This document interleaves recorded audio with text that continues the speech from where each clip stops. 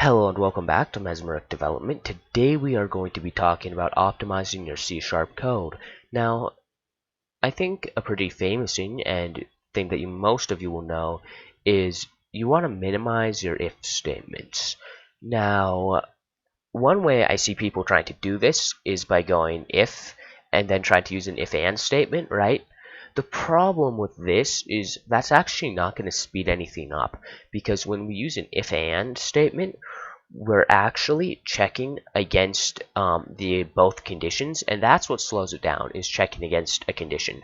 So if you're using an if and loop, one thing you can do is just use a nested if loop like this, and that's still if and. The nice thing about this though is that instead of checking one condition every frame, right, or two conditions every frame, you'll be checking one condition every frame and another condition however many times this one is true. Now, the same goes, you can nest infinitely many times, basically. It doesn't really matter, but that will optimize your code a ton, so you can avoid using if and statements that way, and then you're only checking against one condition every frame, or two conditions every frame, instead of checking against 5 conditions every frame. And sometimes it will check against a few more conditions, just depending on if that if statement was true or not. Moving on from that, if you need to be checking things, let's say I wanted to check input, right? Maybe I'm setting up just player character, and I need to be checking if WASD keys are getting pushed, right? I could say if W and then say if S, if D, if A, and just go on like that. However, that is not as quick as in if else loop, because if you do an if else, let's say I were to do if else S and then if else D, right, and then if else A,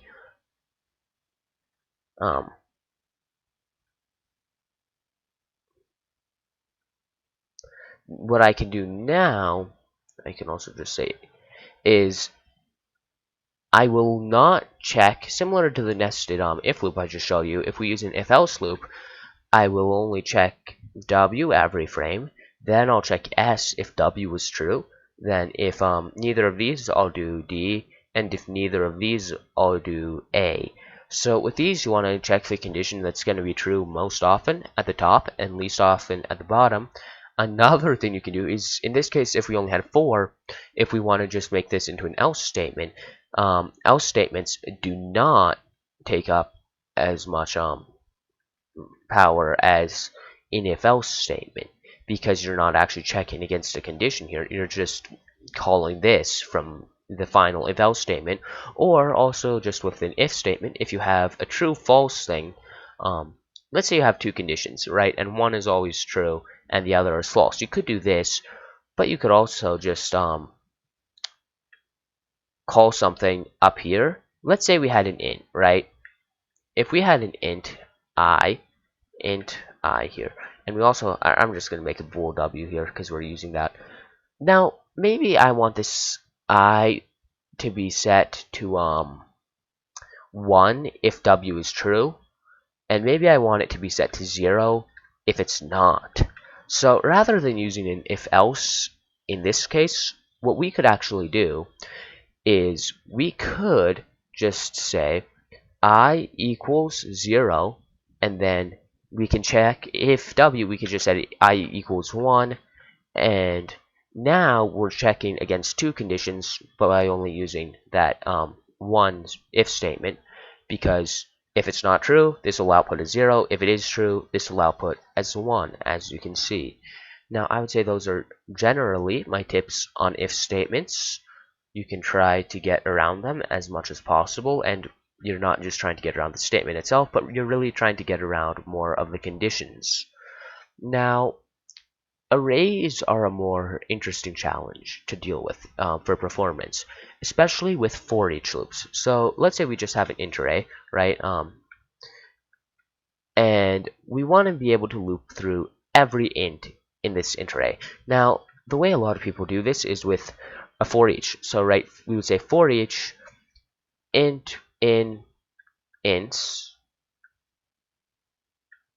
and we would probably name this int like I or something, right? But then we would open it up, and this would loop through it, and this will give us every one. But the problem is we actually have to access the array's length for this, and that slows a for each loop down quite a bit compared to a simple for loop. So if we know the length of ints, let's say we know that this array, we know the length is going to be 7, right? We can just use a standard for loop there instead of trying to do a for each loop, and that will actually be much quicker. So if I were going to say int I equals 0, right, and we want to run, well, I is less than 1, or I is, no, well, I is more than 0, and then I minus minus, or I plus plus, and flip this around, right? But you get the point. We can just use a standard for loop. I think I did that wrong because I'm not good at typing while I'm talking, but you get the point there. Anyways, next tip, if we do need to go through a for each loop to get something, you may not actually need to do that.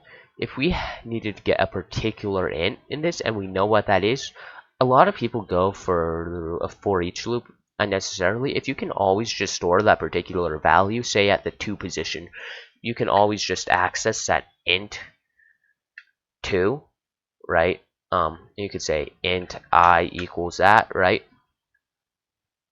We'd say ints 2 there, and that works. You don't need to loop through to get an array, which a lot of people loop through unnecessarily, especially through the for each loop or even just a for loop.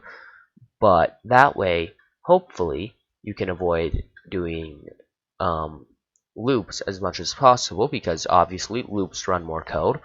Now, for my final tip, and this one is really the big one here, if we have separate methods, right? Let's say we have a static void.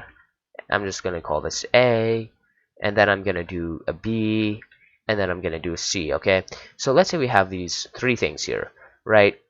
Now, the problem with this is if we want to run these, whatever is in these, right, it's going to take a while to get done. If we have, let's say each method will take about 3 seconds here to run.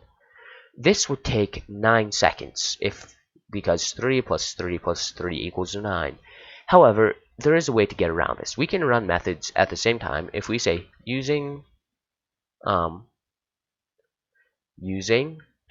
system.threading and also system.threading.tasks. So if we say using system.threading.tasks, now what we can do is simply, rather than just calling that method, we can say task.run and put the task we want to run in there. So in this case, we would want to run B or whatever, right? And A and C.